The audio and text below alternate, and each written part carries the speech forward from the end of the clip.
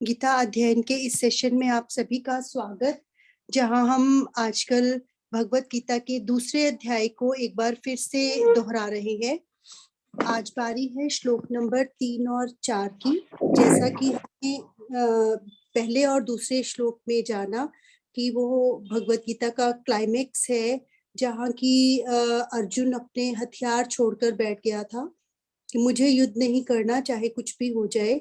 और दूसरे श्लोक में भगवान जी ने उसे डांटते हुए कहा था कि इस समय पर तुझे कायरता दिखाना शोभा नहीं देता, कि जब ऐसी स्थिति हो जहां धर्म की बात आ जाए, वहां पर हमें ऐसी बातें, एग्जाम्पल्स देना कि क्यों युद्ध करना श्रेष्ठ है, अच्छा नहीं है।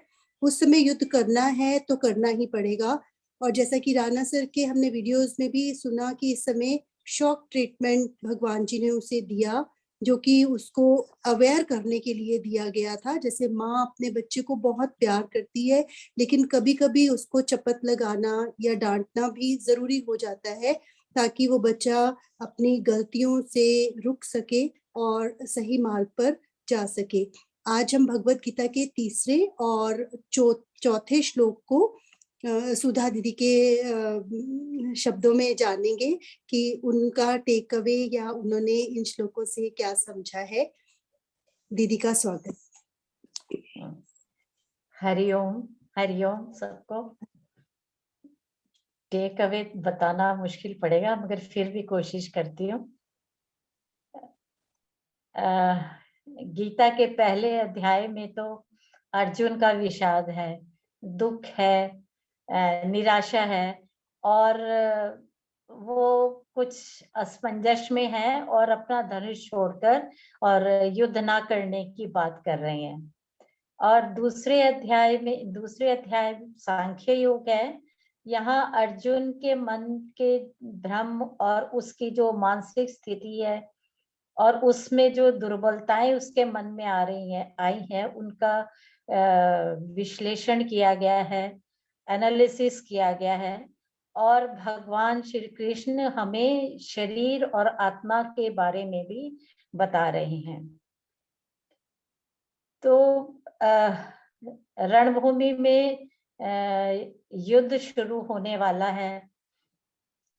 चारों ओर शंख बज रहे हैं, नगाड़े बज रहे हैं और सभी उत्साही, सारे सैनिक खड़े हैं, दोनों पक्ष विपक्ष दोनों खड़े हैं और सैनिक भी उत्साहित है युद्ध करने के लिए।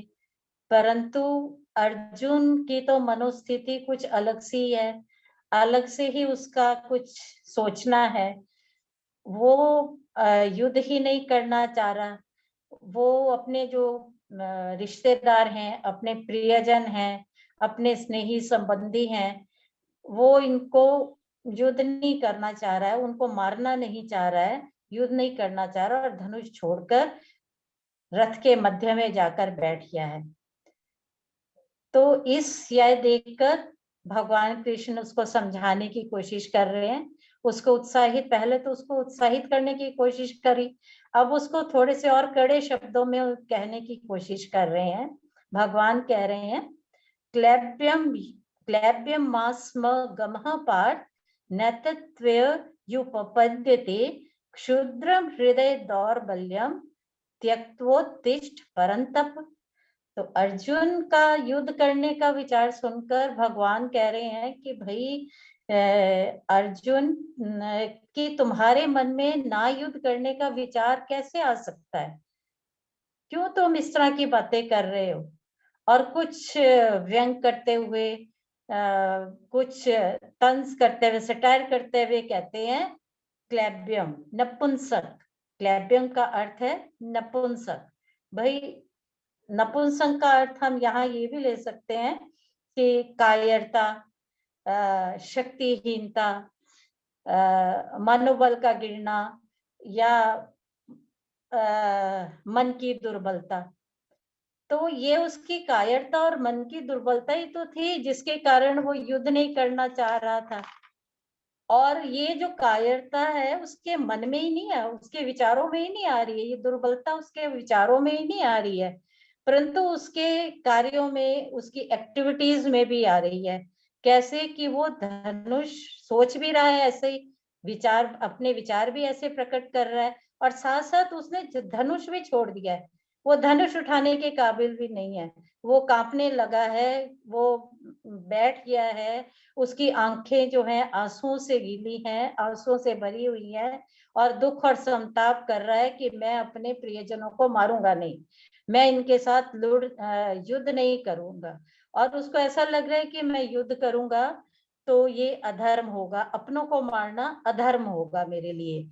तो भगवान उसको समझा रहे कि नहीं, तू एक क्षत्रिय है और युद्ध करना तेरा धर्म है, और अगर तू युद्ध नहीं करेगा तो तू अपयश को प्राप्त होगा, युद्ध करेगा तो यश होगा, युद्ध करेगा तो तुझे राज्य मिलेगा, तुझे कीर्ति मिलेगी, और अगर तू वीर गति को भी प्राप्त होता है तब भी तुझे स्वर्ग मिलेगा, क्योंकि तेरा ये धर्म है, अपना धर्म का पालन करते हुए तू वीर गति को प्राप्त होगा, स्वर्ग को प्राप्त होगा।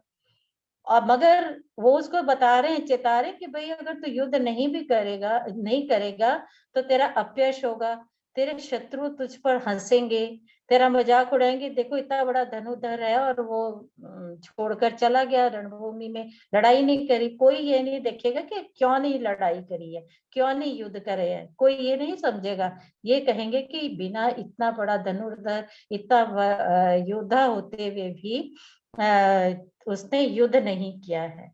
तो आगे कह रहे हैं, क्षुद्रम हृदय दौर्बल्यम त्यक्तोत्तिष्ठ परंतप। तो वो भगवान उसे फिर चेता रहे हैं कि भाई अपनी ये जो मन की दुर्बलताएं हैं कि मैं युद्ध नहीं करूंगा, ये मोह में पड़े हुए हो, तुम ये कह रहे हो मैं अपनों को नहीं मारूंगा, तो ऐसी मन की दुर्बलताओं को छोड़ो। कोई ये नहीं कहेगा तुम्हें कि तुम महात्मा हो, तुम ऐसा महात्मा हो और धर्मात्मा हो और तुम अपनों को नहीं मार रहे इसलिए तुमने युद्ध छोड़ा है, ये तुम्हारा अपमानजनक आपकी तुम्हारे लिए बात होगी। तो इसलिए तुम क्षत्रिय होने के नाते तुम्हारा धर्म है युद्ध करना, खड़े और युद्ध करो। यहाँ पर उन्होंने एक स्पेशल वर्ड यूज किया है अर्जुन के लिए, परंतप। परंतप का अर्थ है शत्रुओं को भगाने वाला, यानी शत्रुओं से को जिसको देखकर शत्रु डर जाए। तो वो कह रहे हैं कि तुम्हारे तो धनुष की टंकार से भी शत्रु डर जाते हैं, तो फिर तुम ऐसी कायरता वाली बातें क्यों कर रहे हो, ऐसा नहीं करो, और तुम खड़े हो, थोड़े कड़े शब्दों में कह रहे हैं कि तुम खड़े हो और युद्ध करो, ऐसा नहीं कर सकते तुम इस टाइम जबकि दोनों तरफ की सेनाएं खड़ी हैं। तो मगर अर्जुन अभी भी भ्रमित है, उसको समझ नहीं आ रहा है कि मैं क्या करूं, और वो भगवान के इससे असहमत है कि युद्ध करने के लिए, वो तो युद्ध को पाप समझ रहा है। तो फिर अर्जुन अपना रिएक्शन देता है, अर्जुन उसको भगवान को अपना रिएक्शन दे रहा है, थोड़ा उत्तेजित स्वर में, वो उत्तेजित शब्दों में वो कह रहा है कि कथम भीष्महं संख्ये द्रोणञ्च मधुसूदन इषुभिः प्रतियोत्स्यामि पूजारः वृषूदन। तो अर्जुन बोले भाई मेरे सामने तो भीष्म और पितामह जैसे गुरुजन खड़े हैं, भीष्म मेरे पितामह हैं, द्रोणाचार्य मेरे गुरु हैं, और दोनों ही मेरे लिए आदरणीय हैं, पूजनीय हैं। भीष्म के लिए उनके बहुत स्नेह है, वो मुझे बहुत प्यार कर रहे हैं, और द्रोणाचार्य ने तो मुझे सारी विद्या दी है, मेरे गुरुजन हैं, और मेरे पूजनीय हैं, तो मैं उनको नहीं मार सकता हूँ, मैं उनको इनका वध नहीं कर सकता, मेरे जो बाण है मैं कैसे कर उनके ऊपर अपने बाण चलाऊं, मेरे सामने इतने पूजनीय लोग हैं, मैं उन पर अपना बाणों का प्रहार नहीं कर सकता। अर्जुन कह रहा है कि बड़े होने के नाते वो मेरे साथ कुछ भी कर सकते हैं, वो मेरे ऊपर प्रहार कर सकते हैं, मुझे नुकसान पहुंचा सकते हैं, परंतु मेरा ये फर्ज नहीं है कि मैं अपने प्रेमियों के साथ, अपने आदरणीय लोगों को मैं इस तरह से नुकसान पहुंचाऊं। तो यहाँ पर जो है उसकी अजीब मनोस्थिति है, हम ये नहीं कह सकते कि उसको अपने बल पर अविश्वास है, मगर यहाँ पर उसका तर्क ये है कि मैं अपने परिवार वालों को, अपने गुरुजनों को, अपने आदरणीय लोगों को नुकसान नहीं पहुंचा सकता। अब गीता में ना एक बड़ी सुंदर बात कही है कि समय के अनुसार संबोधन किया जाता है। जैसे उनको एड्रेस किया जाता है अकॉर्डिंग टू टाइम। कैसे? जैसे हमने श्लोक 3 में अर्जुन के लिए कृष्ण ने अर्जुन को संबोधित किया पार्थ और परंतप, 2 शब्दों से। एक लाइन में उन्होंने बोला पार्थ और दूसरी लाइन में उन्होंने बोला परंतप। ये शब्द उन्होंने उत्साहित करने के लिए कहे। कैसे? पार्थ यानी पृथा के पुत्र, कुंती के पुत्र, क्षत्रिय। वो अर्जुन को चेता रहे हैं कि भाई तुम क्षत्रिय हो, तुम्हारा धर्म है लड़ना और तुम्हें लड़ना चाहिए, ये तुम्हारा धर्म है। और दूसरी लाइन में वो कह रहे हैं त्यक्तोत्तिष्ठ परंतप, उठो और लड़ाई करो परंतप। यहाँ परंतप उनको उत्साहित करने के लिए कह रहे हैं कि परंतप तुम तो इतने शूरवीर हो। परंतप का अर्थ है शत्रुओं को तपाने वाला, शत्रुओं का मर्दन करने वाला, शत्रुओं को हराने वाला। कि भाई तुम तो इतने वीर हो, इतने शूरवीर हो कि तुम्हारे धनुष उठाते ही, तुम्हारे धनुष की टंकार से ही योद्धा डर जाते हैं। तो तुम कैसे कर सकते हो ये सब कि युद्ध नहीं करूंगा? ये कैसे कर सकते हो तुम? ये युद्ध नहीं करूंगा, ये नहीं, ये तो बात ठीक नहीं है। अब श्लोक 4 में फिर वही एड्रेस कैसे किया गया। अर्जुन ने कृष्ण को मधुसूदन कहा और अरिसूदन कहा। यहाँ भी क्यों? तो वो जैसे मधुसूदन, कृष्ण को इन नामों से इसलिए पुकारा जाता है क्योंकि उन्होंने मधु और दूसरे दैत्यों का वध किया था। तो शायद इन नामों से एड्रेस करने का अभिप्राय यही रहा होगा कि कृष्ण वो कहना चाह रहा होगा कि कृष्ण तुमने तो दैत्यों का नाश किया था, दैत्यों का नाश जो कि दुष्ट थे, अधर्मी थे, दूसरों को कष्ट पहुंचाने वाले थे, तुमने तो उन दैत्यों का नाश किया। मगर मेरे सामने तो मेरे अपने प्रियजन खड़े हैं, मेरे बंधु बांधव खड़े हैं, तो मैं उनको कैसे कर सकता हूँ? मेरे ब्लड रिलेशंस हैं, मैं उनसे कैसे युद्ध कर सकता हूँ? तो परंतु यहाँ पर अर्जुन जो है एक ये नहीं है कि वो अपने को सोच रहा है कि मैं लड़ नहीं सकता, उसको अपने बल पर अविश्वास नहीं है, मगर वो मोह के कारण युद्ध नहीं कर रहा है ना? मोह के कारण वो युद्ध नहीं कर रहा है। तो ये है कि कई बार हमें वो एक क्षत्रिय है, युद्ध करना उसका धर्म है, उसका कर्तव्य है, उसकी ड्यूटी है, मगर फिर भी वो युद्ध नहीं कर रहा है, वो फिर भी एक कंफ्यूजन की स्थिति में है। इसी तरह हमारे जीवन में भी कई ऐसे द्वंद आते रहते हैं। कई बार हम सही और गलत का निर्णय नहीं ले सकते, कई बार हमारे सामने भी गलत हो रहा है, हम उसको बोल नहीं सकते, है ना? कभी हम अपने प्यार के कारण या किसी मोह के कारण या लोग क्या कहेंगे इस कारण हम सही को सही नहीं कह सकते, गलत को गलत नहीं कह सकते, या हम क्रिटिसिज्म के डर के मारे भी नहीं बोलते, हम परिस्थिति से कॉम्प्रोमाइज कर लेते हैं।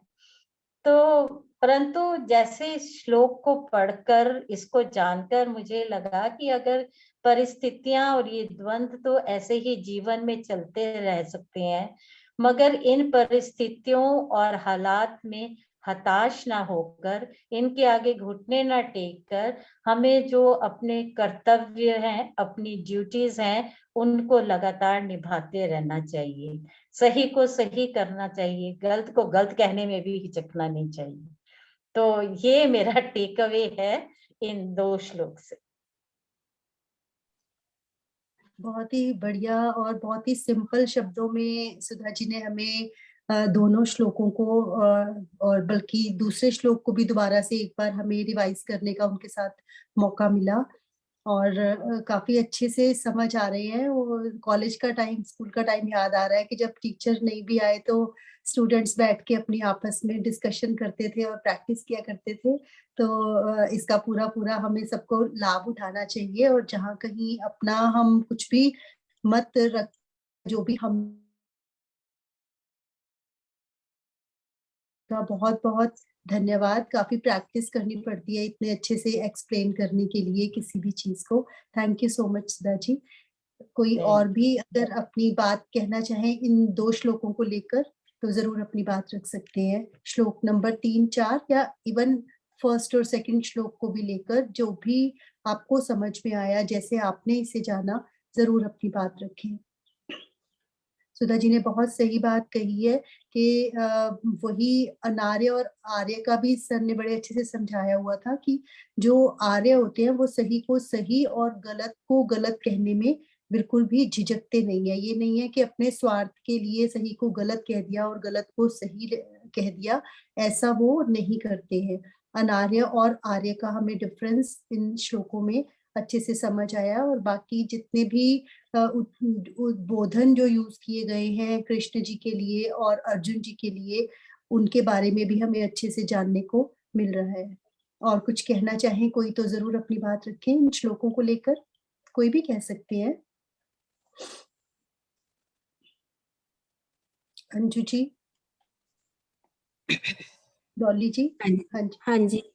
मैं जहाँ तक इन 2 श्लोकों को, तीसरे और चौथे श्लोक को समझ पाई हूँ, तो इसका निष्कर्ष यही निकलता है कि हमें कर्म करते रहना चाहिए। फल तो परमात्मा के हाथ में ही है, कर्म करते रहना चाहिए और गलती के आगे झुकना नहीं चाहिए। अगर कुछ गलत हो रहा है तो अगर हम उसको चुपचाप देखते रहेंगे तो वो भी एक पाप है। अगर हम गलत का सामना नहीं करेंगे तो वो भी एक पाप है, वो भी हम पाप के भागी बन जाएंगे उसमें। तो हमें गलत को दबाना, गलत को गलत ठहराना चाहिए और गलत चीज का सामना करना चाहिए। यही श्री कृष्ण अर्जुन को समझा रहे हैं कि तुझे युद्ध करना है और तू युद्ध कर, चाहे उस और मुंह में मत पड़, चाहे उसमें सामने तेरे सगे संबंधी हैं, वो मुंह में पड़ रहे हैं, अर्जुन जी मुंह में पड़ रहे हैं, और श्री कृष्ण उनको समझा रहे हैं कि मुंह में ना पड़कर तुझे अपना कर्म करना है, अपना धर्म का पालन करना है। तो हमें भी अपने कर्म को करते रहना चाहिए, धर्म का पालन करना चाहिए और गलत चीजों को अनदेखा नहीं करना चाहिए। अगर हम गलत चीज को अनदेखा कर देते हैं तो वो भी एक पाप बन जाता है। मुझे तो जहां तक यही समझ आया है। नहीं नहीं, ठीक यही कहा गया है उसमें कि मोह के कारण हमें अभी गलतियां, स्पेशली अपनों की गलतियां तो हम इग्नोर कर ही जाते हैं, दूसरों में तो हम हमेशा हाँ। अक्सर गलतियां ढूंढते ही रहते हैं, लेकिन जो बंदा पसंद आ जाता है उसकी तो हमें हर बात ही पसंद आती है, तो वहां हम गलतियां नहीं निकाल पाते या कह भी नहीं पाते, इस डर से कि वो नाराज हो जाएगा या वो हमसे खफा ना हो जाए, तो हम कहना नहीं चाहते कई बार। लेकिन वहां पर भी अगर बहुत ही ऐसा कुछ गलत हो रहा है जो कि सोसाइटी के लिए सही नहीं है, तो हमें जरूर वो बात करनी चाहिए। कोई और कुछ कहना चाहे? अंजू जी, सुनीता जी, गीतांजलि जी, कुलदीप जी।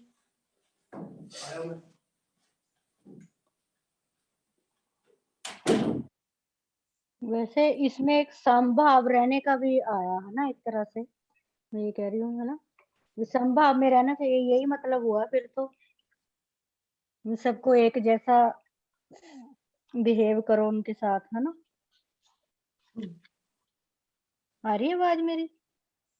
हाँ जी, हाँ जी, हाँ जी, मतलब संभाव मतलब कि सारे बराबर है, वही है कि जो गलती है वो सभी की गलती है, चाहे वो कोई अपना है चाहे कोई पराया है। हाँ, कोई पराया है। हाँ, तो संभाव में रह के सोच सकते हैं हम ऐसा, तो नहीं तो हम गलतियां अपनों की तो हम जैसे आप कह ही रहे थे अब सही बात है ये।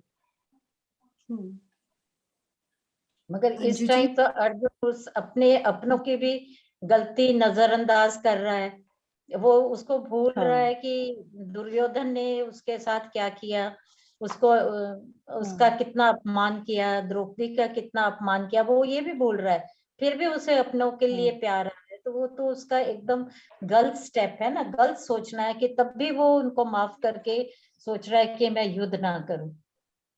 मोह में पड़ रहा है ना, वो मोह में मोह पड़ में रहा है। आ गया, मोह में, हाँ मोह तो में वो आ तब गया। भी तब भी नहीं ये सोच रहा है कि मेरे को मोह में, तब भी उसको मोह आ रहा है अपने संबंधियों से, तो ये तो गलत हो गई ना। तो हमने जब गलत को, मतलब गलत कहने की इतनी शक्ति तो अंदर होनी चाहिए कि हम गलत को गलत कहें। हरिओम एवरीवन। मुझे यहाँ पे इस श्लोक को पढ़ के ये भी लग रहा था कि अर्जुन के अंदर कुछ डर भी है। उसका मोह अपने आने वाली पीढ़ियों के लिए ज्यादा था रादर देन जो उनके सामने खड़े हैं युद्ध के लिए, क्योंकि वो युद्ध के मैदान में आया तो लड़ने ही है। उसको पता है कि उसका सामना किनसे होने वाला है, लेकिन वो आने वाले अपनी पीढ़ियों को लेके इसलिए डर रहा है क्योंकि उसके मन में ऐसी विचारधारा बन रही है कि अगर उसने अपने बड़े लोगों को, अपने घर के जो सम्माननीय लोग हैं उनको हताहत किया या उनको मारा या किल किया, तो उसके जो आगे आने वाले वंशज हैं उनको उस पाप का भुगतान करना पड़ेगा, उसके कर्म का भुगतान करना पड़ेगा। उसके मन में डर और मोह ज्यादा अपनी आने वाली पीढ़ियों के लिए भी है यहाँ पर। ठीक कह रहे हैं। पर गीतांजलि जी, पता है क्या होता है, पेपर देने जब जाते हैं हमें पता भी होता है कि ये क्वेश्चंस आएंगे, ऐसा होगा, लेकिन जब पेपर सामने आता है ना तो पसीना छूटता ही है। वो भी सोच के तो वही आया है। और कृष्ण जी सर ने ये भी बताया था कि लेके भी इसीलिए उसको बीच में गए थे कि कहीं ये ना हो कि लड़ते टाइम ये अपना मनोबल खो बैठे और उस समय इसको संभालना मुश्किल हो जाए। इसलिए उन्होंने उसको पहले ही ले जाके दोनों के बीच में खड़ा कर दिया था, क्योंकि वो भी बहुत बड़ा ज्ञाता था और उसने यही रखा था कि ये जो बातें हैं वेदों के अनुसार ही तो मुझे सिखाई गई हैं कि गुरु के आगे नहीं बोलना कुछ भी, गुरु के की हत्या का पाप बिल्कुल। लगता है। तो ये बातें भी तो वेदों में ही लिखी है ना। तो बिल्कुल, उन बिल्कुल। बातों से उसको, ताकि वो उसके डाउट्स जो हैं वो पहले से ही दूर हो हाँ जी। जाएं, इसीलिए उन्होंने उसको संभालने का, पहले ही स्ट्रांग बनाने का प्रयास किया होगा ना। यही द्वंद हमारे सबके माइंड में तो मेरे ख्याल से पल पल रहता है। घर में बहुत सारी सिचुएशन ऐसी आ जाती हैं, चाहे वो काम से संबंधित है, चाहे वो फैमिली रिलेशनशिप से संबंधित है। मुझे लगता है कि अर्जुन की तरह तो हम ऐसी सिचुएशंस में बार बार जाते हैं और बहुत ज्यादा द्वंद में हम भी होते हैं। बिल्कुल ठीक है। कोई और अपनी बात रखना चाहें?